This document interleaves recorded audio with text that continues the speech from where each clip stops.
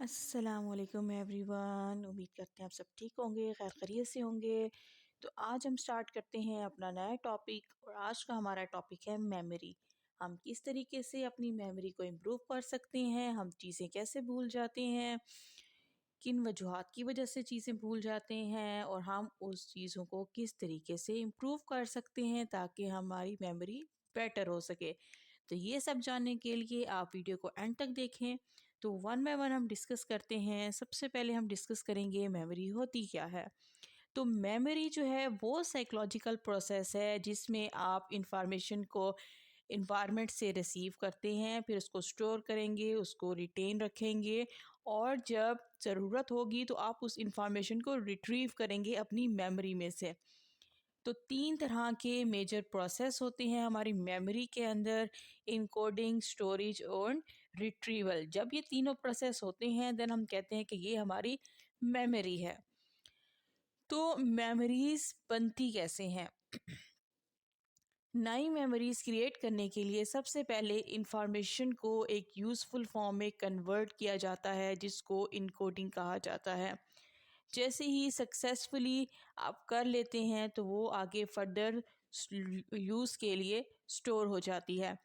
तो जो रिसर्चर्स हैं वो ये बिलीव करते हैं कि जो हमारी मेमोरीज़ होती हैं वो किस वजह से बनती हैं, हमारे ब्रेन के न्यूरॉन्स में चेंज आता है। उन न्यूरॉन्स में चेंज आने की वजह से हमारी मेमोरीज़ बनती हैं। अब एक प्रोसेस है जिसको कहा जाता है ब्लूमिंग एंड प्रूनिंग, कि जो हमारे न्यूरॉन्स हैं उनके नए कनेक्शंस जो हैं वो फॉर्मेशन होगी, लेकिन जो प्रीवियस कनेक्शंस होते हैं वो with the passage of time, with the age, वो आहिस्ता आहिस्ता ख़त्म होना शुरू होते हैं और नए कनेक्शंस जो हैं वो डेवलप होते हैं। तो अकॉर्डिंग टू रिसर्चर्स जो नए कनेक्शंस डेवलप होते हैं वो किस वजह से डेवलप होते हैं? हमारी मेमोरीज़ की वजह से। जैसे जैसे हमारी नई मेमोरीज़ बनती रहेंगी वो कनेक्शंस जो हैं वो स्ट्रेंथन होते जाएंगे। तो वो जो कनेक्शन स्ट्रेंथन होंगे वो बेसिकली क्या होंगे? जो हमारे साइनेप्सिस होंगे नर्व सेल्स के अंदर। और ये हम प्रीवियस लेक्चर में डिटेल में डिस्कस कर चुके हैं कि साइनेप्सिस क्या है, एक्टिव एक्शन पोटेंशियल क्या होता है। तो ये आप प्रीवियस लेक्चर में देख सकते हैं साइनेप्सिस क्या है और एक्शन पोटेंशियल क्या होता है।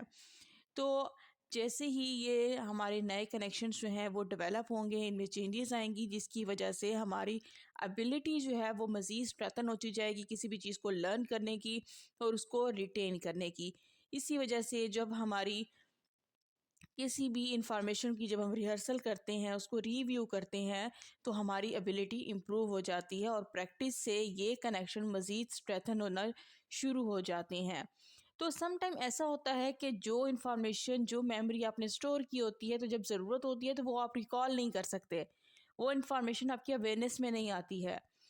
तो ये किस वजह से होता है? हमारा जो मेमोरी की रिट्रीवल का प्रोसेस है उसकी वजह से जो इन्फॉर्मेशन स्टोर होती है वो हमारे कॉन्शियस में नहीं आ पा रही होती है। तो उसकी डिफरेंट रीज़न होती है, तो वो आगे हम नेक्स्ट देखेंगे, उसको डिस्कस करेंगे। तो आप इस चीज़ को जानने के लिए वीडियो को एंड तक लाजमी देखें।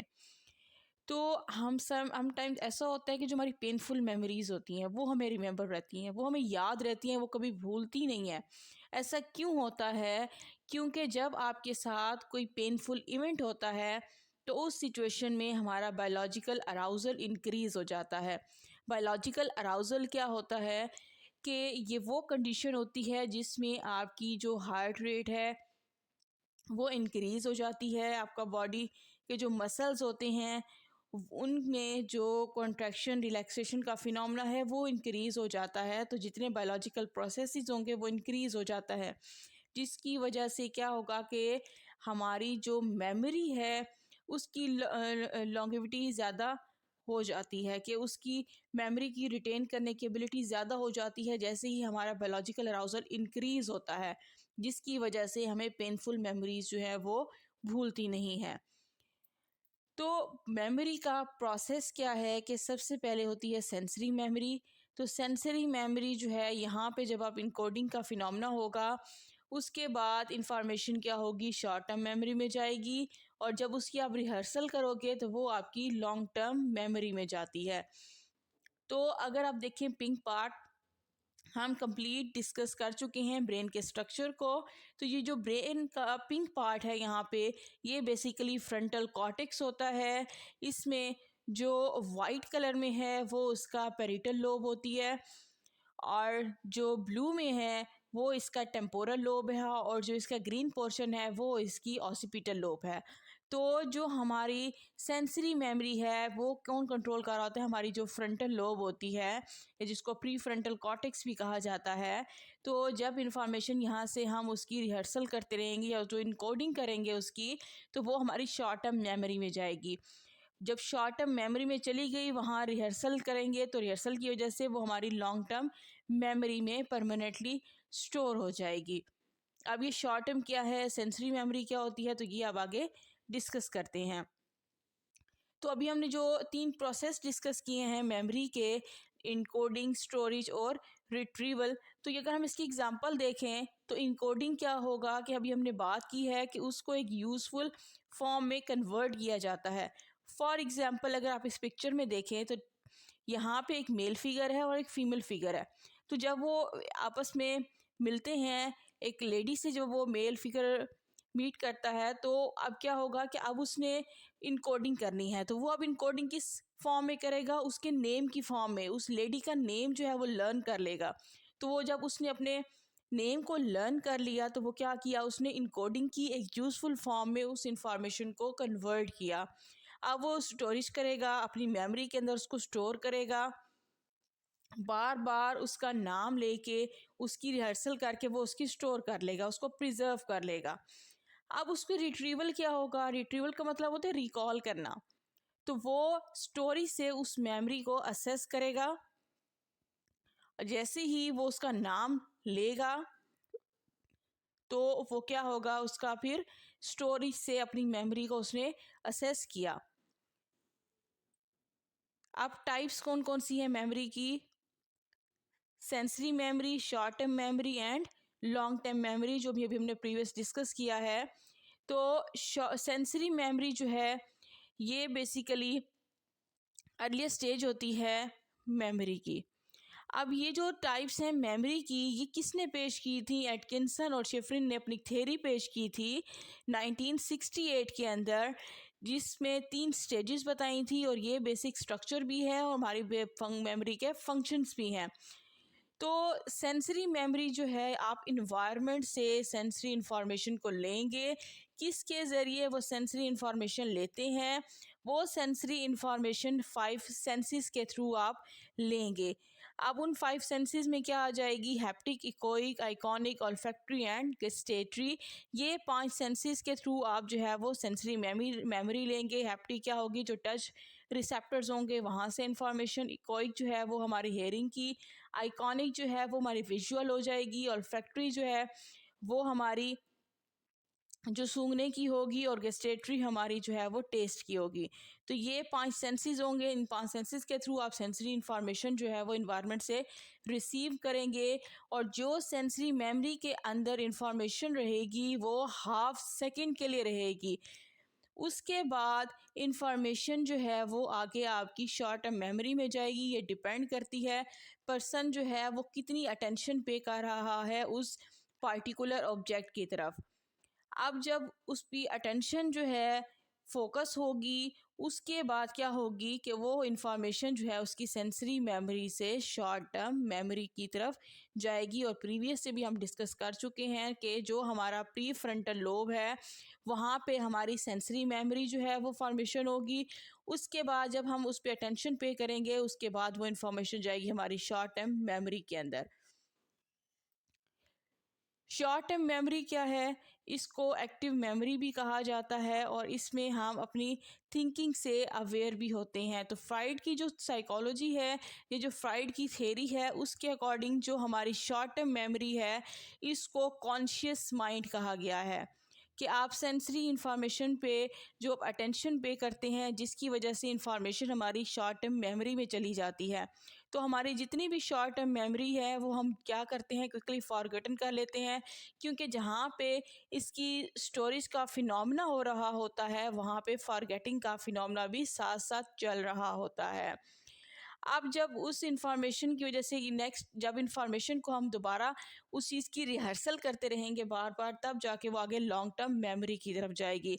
अब इसमें बहुत सारी इंफॉर्मेशन हमारी एक्टिव मेमोरी के अंदर स्टोर होगी। कितने टाइम ड्यूरेशन के लिए? 20 to 30 सेकेंड्स के लिए जो है वो स्टोर रहेगी।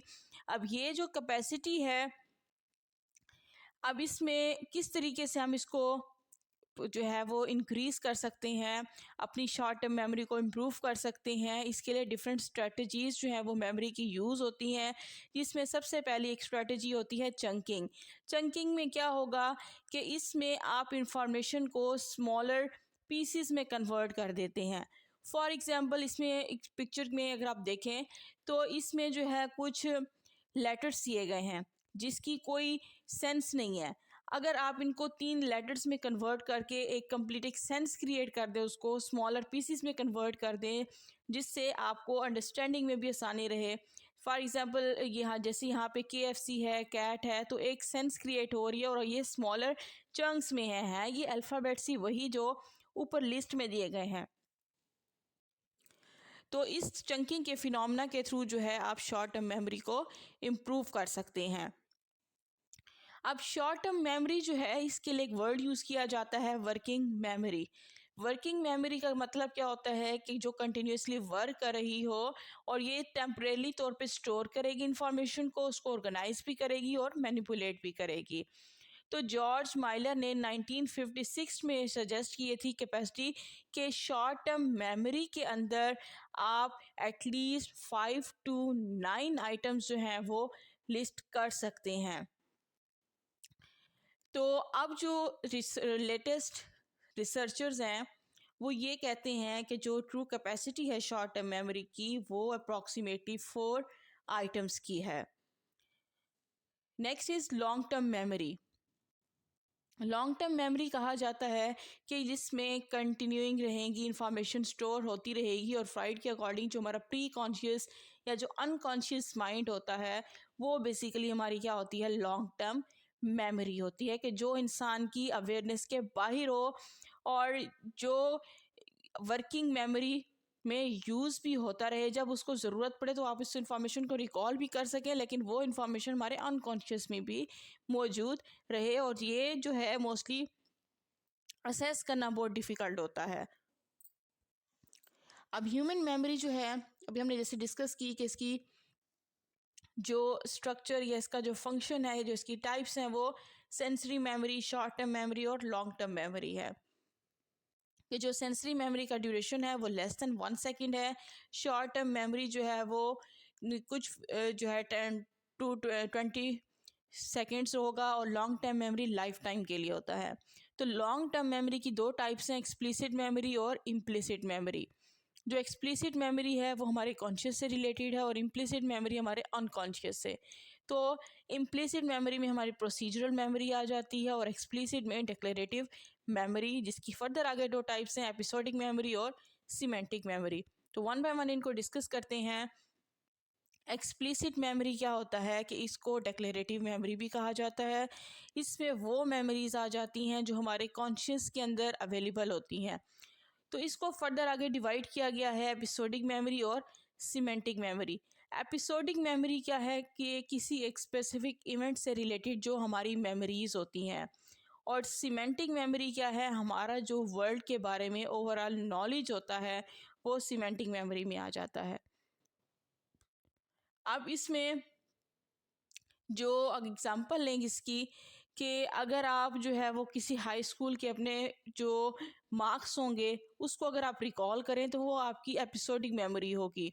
और सीमेंटिक मेमोरी क्या होगी कि जो चीज़ यूनिवर्सल हो, जो वर्ड से रिलेटेड नॉलेज हो, जैसे आपके पाकिस्तान की इंडिपेंडेंस डे जो है वो अगर आपको डेट याद है तो वो क्या होगी, वो एक सीमेंटिक मेमोरी में आ जाएगी। अगर आप इस एग्जांपल में देखें तो सीमेंटिक मेमोरी क्या होगी कि आपको रोज़ का पता हो कि ये पिंक कलर है, डेलिकेट है, इसमें फ्रेगनेंस भी होगी, ये थॉर्नी भी होगा, तो ये क्या है, आपका नॉलेज होगा अबाउट द ऑब्जेक्ट। तो वो क्या है, सीमेंटिक मेमोरी। एपिसोडिक मेमोरी क्या होगा कि उस स्पेसिफिक इवेंट से रिलेटेड के उस ऑब्जेक्ट की वजह से आपकी जो एक कंप्लीट एक स्पेसिफिक इवेंट था जो आपने एक्सपीरियंस किया, तो वो क्या होगी? एपिसोडिक मेमोरी होगी। इम्प्लिसिट मेमोरी क्या होगी? कि जो हमारे अनकॉन्शियस से रिलेटेड होगी। इस तरह की मेमोरी में क्या आ जाती है? प्रोसीजरल मेमोरी आ जाती है, जिसमें आपको कंप्लीट एक प्रोसीजर याद हो। जस्ट लाइक जब आप कुकिंग करते हैं या कार ड्राइव करते हैं, तो आपको स्टेप बाय स्टेप वो चीज़ याद होती है कि फर्स्ट स्टेप क्या होगा, सेकंड स्टेप क्या होगा, थर्ड स्टेप क्या होगा। तो जब आप उसको स्टेप बाय स्टेप उस चीज़ को मेमोराइज करते हैं, तो वो हमारी प्रोसीजरल मेमोरी हो जाती है। तो नेक्स्ट है वाई वी फॉरगेट। हम चीज़ें क्यों भूल जाते हैं? तो ये एक कॉमन चीज़ है जो हर पर्सन की लाइफ में होती है। अब ये जो है बहुत सारे लोग अपने पास से रिलेटेड बहुत सारी इन्फॉर्मेशन उन्होंने लर्न की होती है, लेकिन वो भूल जाते हैं। अगर आप जो है वो देखिए, अगर आप अपने नेक्स्ट सेमेस्टर में पहुंचिए और प्रीवियस सेमेस्टर से रिलेटेड आपको कोई इन्फॉर्मेशन याद नहीं होगी, किसी भी सब्जेक्ट से रिलेटेड, वो आप भूल चुके होंगे। ऐसा क्यों होता है? तो इसकी सबसे पहले रीज़न है failure to store a memory, interference, motivated forgetting and retrieval failure. तो वन बाय वन इनको जो है वो डिटेल में डिस्कस करते हैं। सबसे पहले है फॉरगेटिंग काज्ड बाय डीके। आप जो इंफॉर्मेशन आप मेमोरी में स्टोर करते हैं, तो वो कुछ पीसेस उसमें ख़त्म हो चुके होते हैं, वो वैनिश हो जाते हैं। तो अब ऐसा क्यों होता है कि आपकी मेमोरी में आप उसको रिट्रीव नहीं कर सकते? रिट्रीव ना करने की वजह से आपके अंदर फॉरगेटिंग जो है वो डेवलप हो जाती है। अब इसमें जो है वो सबसे पहले इसको एक्सप्लेन कर सकते हैं डिके थ्योरी के ज़रिए। अब डिके थ्योरी क्या कहती है? कि जो आपकी मेमोरी ट्रेस है वो क्रिएट होती है हर टाइम जैसे ही नई थ्योरी जो है वो फॉर्म होती है, कि आपने पहले की इंफॉर्मेशन जो है वो मेमोरी में स्टोर कर रखी है, तो उससे सिमिलर कोई और मेमोरी अगर आपके पास डेवलप होती है, तो आप प्रीवियस वन जो है वो भूल जाते हैं। कि आप वक्त के साथ साथ जो मेमोरी के ट्रेसेस होते हैं आपके ब्रेन में, वो आहिस्ता आहिस्ता फेड होना शुरू होते हैं और डिसअपेयर होना शुरू हो जाते हैं। अगर आप उसकी रिहर्सल ना करें, अगर आप उसका रिट्रीव ना करें, तो वो लॉस हो जाती है। रिसर्चर्स क्या कहते हैं कि जो हमारी ब्रेन में ब्लूमिंग और प्रूनिंग का जो प्रोसेस है, जो अभी हमने प्रीवियस डिस्कस किया है, कि जो साइनेप्सिस के कनेक्शन होते हैं वो आहिस्ता आहिस्ता वीक होना स्टार्ट हो जाते हैं। जैसे ही वो वीक हो जाते हैं, उसकी वजह से क्या होगा, फिर आगे आपकी रिट्रीवल का प्रोसेस नहीं हो सकता, फॉरगेटिंग स्टार्ट हो जाती है, मेमोरीज एक्यूमुलेट नहीं हो सकती। तो जो भी इंफॉर्मेशन है वो लॉस हो जाती है। अगर आप वहाँ पे रिहर्सल नहीं करते, आप उसकी रिट्रीवल नहीं करते, तो जितने मेमोरी में ट्रेसेस मौजूद हैं वो आहिस्ता आहिस्ता फेड होना शुरू हो जाएंगे और डिसअपेयर होना शुरू हो जाएंगे। Next is forgetting caused by interference. अब इसमें क्या होगा कि किसी स्पेसिफिक फिनोमेना की वजह से आप उस चीज़ को भूल जाएं, तो वो इंटरफेरेंस होगी। इसमें क्या होगा कि कुछ ऐसी मेमोरीज़ होंगी जो इंटरफेयर करेंगी दूसरी मेमोरीज़ में। मतलब अगर आपके अंदर माइंड में कोई एक मेमोरी अगर आपकी कोई इवेंट से रिलेटेड स्टोर है, तो उसी से सिमिलर कोई दूसरा इवेंट होता है जिसकी वजह से आपकी दोनों मेमोरीज़ में इंटरफेरेंस हो गई थी, एक दूसरे से वो सिमिलर थी, और जिसकी वजह से मेमोरी में जो उसकी स्टोरेज है वो फिर अफेक्ट होगी। तो दो तरह की इंटरफेरेंस होगी, एक होगी प्रोएक्टिव इंटरफेरेंस, एक होगी रेट्रोएक्टिव इंटरफेरेंस। तो प्रोएक्टिव इंटरफेरेंस क्या होगी? जब कोई ओल्ड मेमोरी जो है वो डिफ़िकल्ट हो जाए और आप उसको नई मेमोरी जो है वो आप रिमेंबर ना कर सकें, किसकी वजह से? प्रीवियस मेमोरी की वजह से। वो होगी प्रोएक्टिव इंटरफेरेंस। और रेट्रोएक्टिव इंटरफेरेंस क्या होगी? जब आप नई जो इंफॉर्मेशन है वो इंटरफेयर करे जो आपने ऑलरेडी लर्न कर चुकी हैं, उस इंफॉर्मेशन को दोबारा से लर्न करने में। मतलब प्रोएक्टिव होगी कि जिसमें नई इन्फॉर्मेशन आप लर्न नहीं कर पाओगे प्रीवियस की वजह से, और रेट्रोएक्टिव में आप प्रीवियस इन्फॉर्मेशन जो है वो लर्न नहीं कर पाओगे नई इन्फॉर्मेशन की वजह से। Next is forgetting caused by failure to store. अब इसमें क्या होगा कि हम इंफॉर्मेशन को प्रॉपर स्टोर नहीं कर सकते, जिसकी वजह से फॉरगेटिंग होगी। वो इंफॉर्मेशन हमारी लॉन्ग टर्म मेमोरी में पहुंचेगी ही नहीं। अब इनकोडिंग फेलियर अगर हो जाए, इनकोडिंग में अगर कोई प्रॉब्लम हो जाए, जिसकी वजह से वो इंफॉर्मेशन हमारी लॉन्ग टर्म मेमोरी में एंटर नहीं हो सकती। अब इसमें जो है आप डेली लाइफ में डिफरेंट ऑब्जेक्ट्स देखते हैं।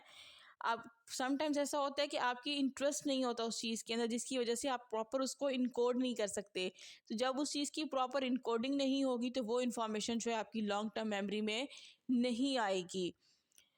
अब जो मोटिवेटेड फॉरगेटिंग है, इसमें क्या होगा, आपके अंदर अगर कोई ट्रॉमा है या कोई डिस्टर्बिंग इवेंट है, उसकी वजह से क्या होगा, आप मेमोरीज़ को फॉरगेट कर सकते हैं। अब पेनफुल मेमोरीज़ जो हैं वो आपके अंदर एनजाइटी पैदा करेंगी, आपको अपसेट करेंगी। आप समटाइम्स क्या चाहोगे कि वो खुद ही एलिमिनेट हो जाएं, आप उनको रिकॉल ही नहीं करना चाहोगे। तो आप क्या करोगे, उसको सुप्रेस कर दोगे। तो ये एक कॉन्शियस फॉर्म है उस चीज़ को फॉरगेट करने का, एक रिप्रेशन करोगे जो कि अनकॉन्शियस फॉर्म ऑफ फॉरगेटिंग है, कि या आप सुप्रेशन करोगे या आप रिप्रेशन करोगे। सुप्रेस करोगे तो वो कॉन्शियस फॉर्म ऑफ फॉरगेटिंग होगा, अगर रिप्रेशन करोगे तो वो अनकॉन्शियस फॉर्म ऑफ फॉरगेटिंग होगा। अब जो रिप्रेस्ड मेमोरीज़ का जो फिनोमेना है, वो साइकोलॉजिस्ट जो हैं वो यूनिवर्सली एक्सेप्ट नहीं किया गया कि ये जो रिप्रेस्ड मेमोरीज़ हैं, ये जो रिप्रेशन का फिनोमेना है, ये बहुत ज़्यादा डिफ़िकल्ट है और ये इम्पॉसिबल वे है कि आप साइंटिफिकली स्टडी जो है वो इसकी नहीं कर सकते कि मेमोरीज़ जो हैं वो रिप्रेस्ड हुई हैं या नहीं हुई। तो जो मेंटल एक्टिविटीज़ हैं, जब आप रिहर्सल करते हैं या जो रिमेंबरिंग करते हैं, तो वो बहुत इंपॉर्टेंट है उस टाइम कि आपकी मेमोरी स्ट्रेथन हो रही होती हैं।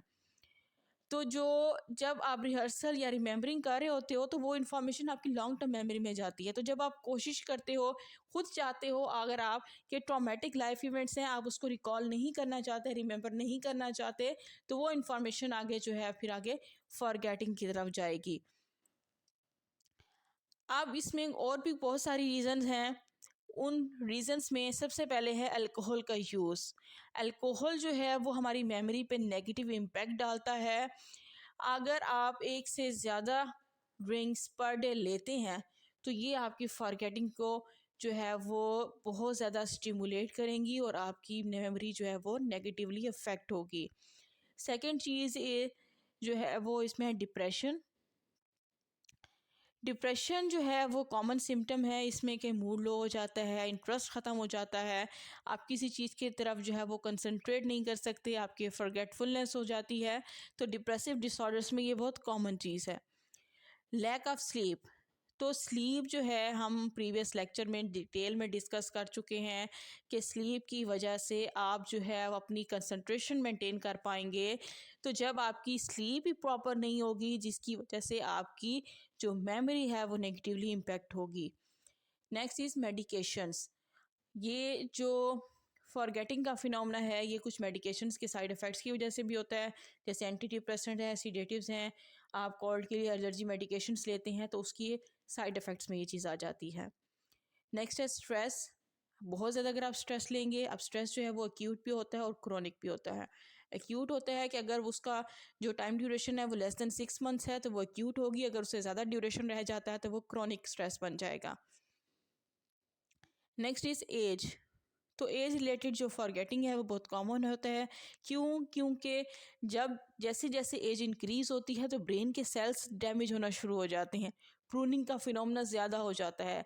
तो जब प्रूनिंग का फिनोमेना ज़्यादा होगा, सिनेप्टिक जो कनेक्शंस होते हैं वो वीक होना शुरू हो जाएंगे, जिसकी वजह से जो मेमोरी है वो अफेक्ट होगी और इस डिज़ीज़ को मोस्टली अल्जाइमर डिज़ीज़ कहा जाता है, जो कि एज की वजह से फॉरगेटिंग होगी। अब इस फॉरगेटिंग को मिनिमाइज कैसे किया जा सकता है? ऐसी कौन सी टेक्निक्स हैं जिसको यूज़ करके आप इस फॉरगेटिंग को कम से कम कर सकते हैं? Number one is exercise. तो रिसर्च ये सजेस्ट करती है कि जब आप एक्सरसाइज करते हैं, आपकी मेमोरी में बहुत ज़्यादा इम्प्रूवमेंट आ जाती है। आपको ज़रूरत नहीं है बहुत ज़्यादा थ्रेडमिल करने की या जिम करने की।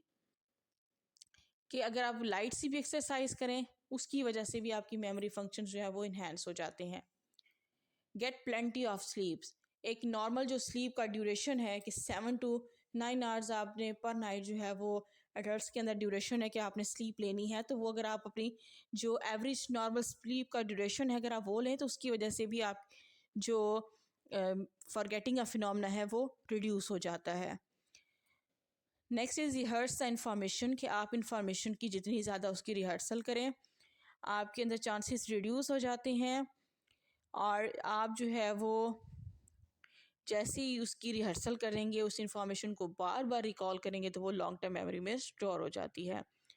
नेक्स्ट है राइट इट डाउन, कि जो आपकी इंपॉर्टेंट इंफॉर्मेशन है आप उसकी राइटिंग स्टार्ट कर दें। आप एक डायरी बना लें, उस डायरी में आपकी जितनी इंपॉर्टेंट इंफॉर्मेशन आप उस पर लिखते जाएं।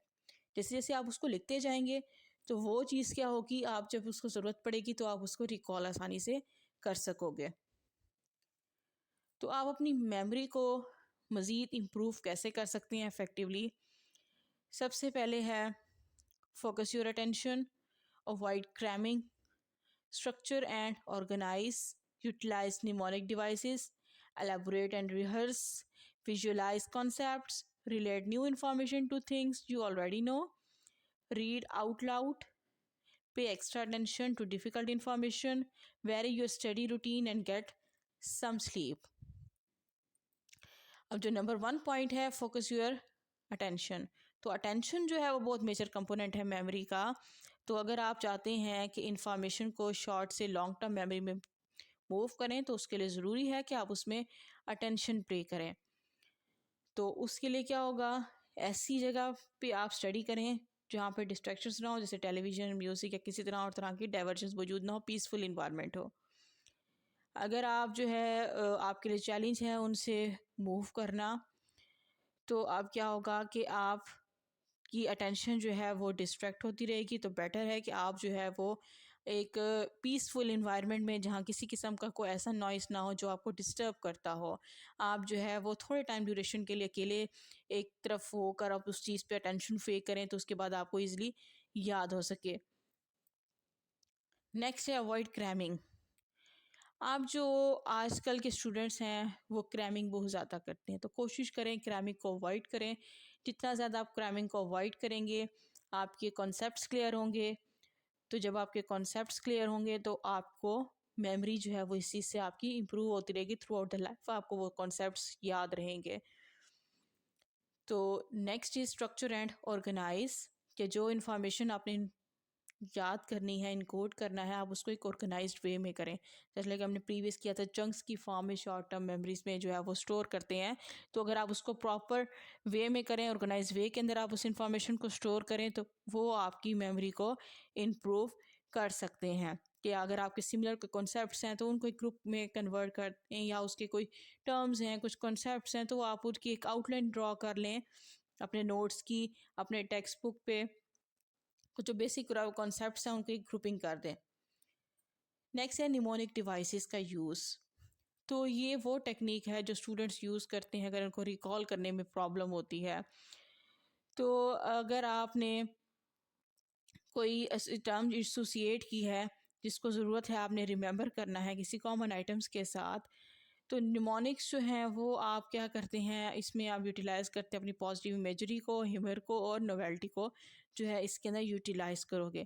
कि आप किसी राइम के थ्रू, सॉन्ग के थ्रू, या जो जोक है वो आपकी हेल्प करता है इंफॉर्मेशन को लर्न करने में। जैसे बच्चे जो अक्सर पोइम्स याद करते हैं तो वो रिदम के साथ उस चीज़ को याद कर रहे होते हैं, तो जब आप उसको एक स्पेसिफिक रिदमिसिटी के साथ उसको याद करते हैं तो वो चीज़ आपको मेमोरी में, लॉन्ग टर्म मेमोरी में परमानेंटली स्टोर हो जाती है। नेक्स्ट है एलेबोरेट एंड रिहर्स। अब इंफॉर्मेशन को रिकॉल करने के लिए आपको इनकोडिंग करना बहुत ज़रूरी होता है। तो अगर आपकी इनकोडिंग इफ़ेक्टिव होगी, जिसको कहा जाता है एलेबोरेटिव रिहर्सल, तो इनकोडिंग इफ़ेक्टिव होगी तो उसकी वजह से आपकी लॉन्ग टर्म मेमोरी भी स्टोर रहेगी इंफॉर्मेशन। फॉर एग्ज़ाम्पल, अगर इस टेक्निक में क्या होगा कि आपने कोई की टर्म है, आपने उसकी डेफिनेशन को याद करना है, सबसे पहले उसकी डेफिनेशन करेंगे, उसके बाद उसकी जो कंप्लीट डिस्क्रिप्शन होगी आप उसको रीड करें, जो हमें बताएगी वो टर्म, उसका टर्म का मतलब क्या है। अगर आप काफ़ी टाइम तक उस चीज़ को रिपीट करते रहेंगे तो वो इन्फॉर्मेशन आप इज़िली रिकॉल कर लोगे। फॉर एग्ज़ाम्पल, जैसे कोई भी कॉन्सेप्ट है, जैसे मेमोरी का ही कॉन्सेप्ट है, तो इसको अगर आपने मज़ीद इस कंप्लीट इसकी जो है मेमोरी का टॉपिक लर्न करने के लिए सबसे पहले क्या चीज़ ज़रूरी है, आपने पहले ये समझना है कि मेमोरी होती क्या है। अगर आपको समझ आ गई कि मेमोरी क्या होती है तो उसके बाद आपके लिए आसानी रह जाएगी उसके स्टेप बाय स्टेप प्रोसेस याद करने के लिए।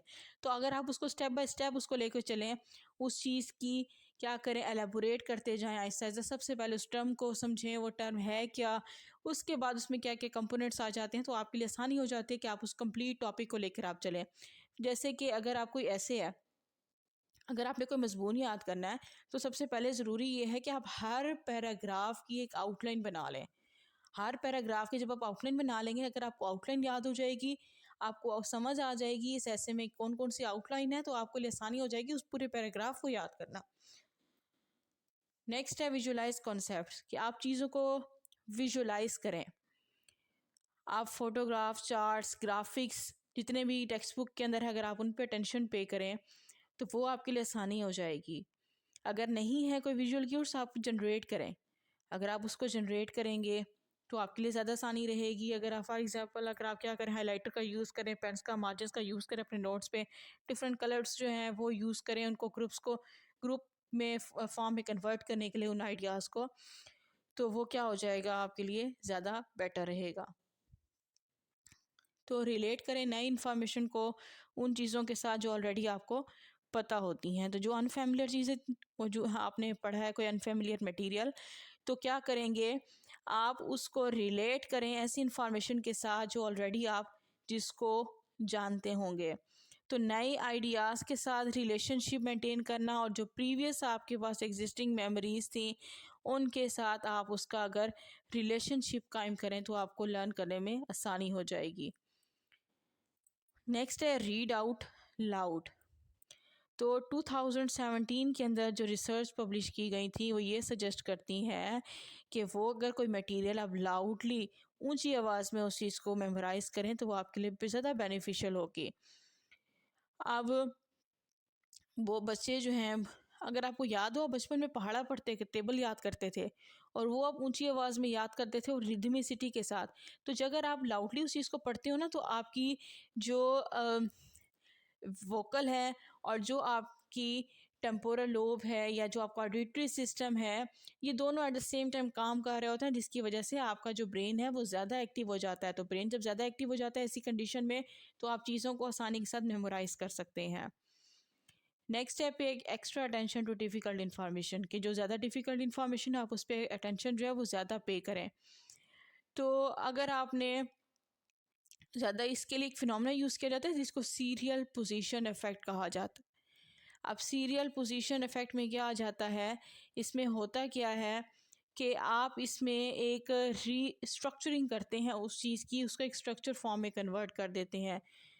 फॉर एग्ज़ाम्पल, जैसे अभी हमने एग्ज़ाम्पल दी थी इसकी ऐसे की, कि उसमें क्या होगा कि आपने उसकी आउटलाइन ड्रा कर लेनी है, हर एक पैराग्राफ की एक आउटलाइन बना लेनी होती है। तो हर एक पैराग्राफ की जब आप आउटलाइन बना लेंगे ना, तो आपको क्या हो जाएगा, उस पैराग्राफ को अंडरस्टैंड करना आसानी हो जाएगी।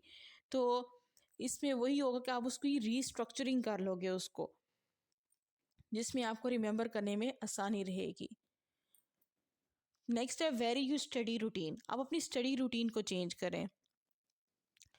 फॉर एग्ज़ाम्पल, अगर आप जो है वो नाइट टाइम में ज़्यादा स्टडी करते हैं, तो आप डे टाइम स्टार्ट कर दें। आप अपनी स्टडी को उसी ड्यूरेशन में रूटीन को चेंज करें कि जिसमें आप सबसे ज़्यादा जो है वो कंफर्टेबल हों। अगर आप स्पेसिफिक लोकेशन में जो है वो कंफर्टेबल हैं, तो अगर आप जो है उसी स्पॉट पे रहें, अगर आप वो पे अंडरस्टैंड नहीं कर पा रहे उस चीज़ को, आप लोकेशन चेंज करके देखें। अगर आप उसकी लोकेशन चेंज करके देखें, अगर आप शाम में पढ़ते हैं तो कोशिश करें कि कुछ मिनट्स जो हैं वो आप मॉर्निंग में उस चीज़ को दें, कुछ जो है वो प्रीवियस नाइट के अंदर उस चीज़ को टाइम दें। इसी तरह अगर आप टाइम चेंज करके देखें, अपनी रूटीन चेंज करके जो है वो वहाँ से आप अपनी अंडरस्टैंडिंग या मेमोरी को इम्प्रूव करें। Get some sleep. तो अभी हमने प्रीवियस डिस्कस किया था, जो हमारी मेमोरी है वो स्लीप की वजह से ज़्यादा डिस्टर्ब होती है। तो अगर आप अपनी स्लीप साइकिल को जो है वो मेंटेन करें तो आपकी मेमोरी भी अफेक्ट नहीं हो सकती। तो 2014 के अंदर एक रिसर्च की गई थी जो ये कहती है कि आप कोई चीज़ याद करते हैं उसके बाद आप स्लीप लेते हैं, जिसकी वजह से आपके ब्रेन में फ़िज़िकल चेंजेस आती हैं। तो स्लीप डिप्राइव्ड जो माइस थे इन्होंने चूहे पर एक्सपेरिमेंट्स किए थे, तो उनमें क्या हो गया था, डेंड्राइट की ग्रोथ कम हो गई थी और जिसकी वजह से लर्निंग टास्क जो था वो उनका आहिस्ता आहिस्ता कम होना शुरू हो गया। तो इसलिए कहा जाता है कि जो अर्ली मॉर्निंग टाइम पीरियड है वो बेस्ट टाइम पीरियड है, क्योंकि उसमें आपका ब्रेन जो है वो ज़्यादा एक्टिव हो जाता है। तो अगर आप पढ़ के सो जाते हैं तो जिसकी वजह से क्या होगा कि आपके ब्रेन के जो सेल्स होते हैं जब ब्लूमिंग और प्रोनिंग का फिनोमेना होगा, जिसकी वजह से क्या होगा, स्लीप आपकी जो लर्निंग एबिलिटी है वो रिड्यूस होना शुरू हो जाएगी।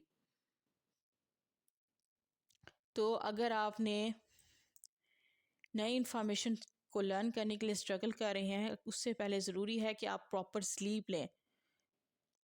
अगर आपने स्टडी भी कर लिया है ना, तो स्टडी करने के बाद अपना जो है कि स्लीप करें भी सही, तो वो प्रॉपर स्लीप करें।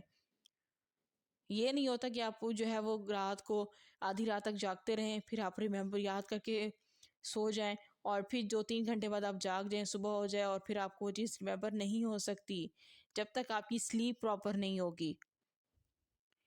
तो ये जो थी कुछ आपकी जो है वो मेमोरी को इम्प्रूव करने के लिए पॉइंट्स थे। यहाँ तक कोई इशू है तो आप कमेंट सेक्शन में बता सकते हैं और काइंडली लाइक करें, शेयर करें और सब्सक्राइब करें चैनल को, बेल आइकन को प्रेस करें ताकि नए आने वीडियो से आपको नोटिफिकेशन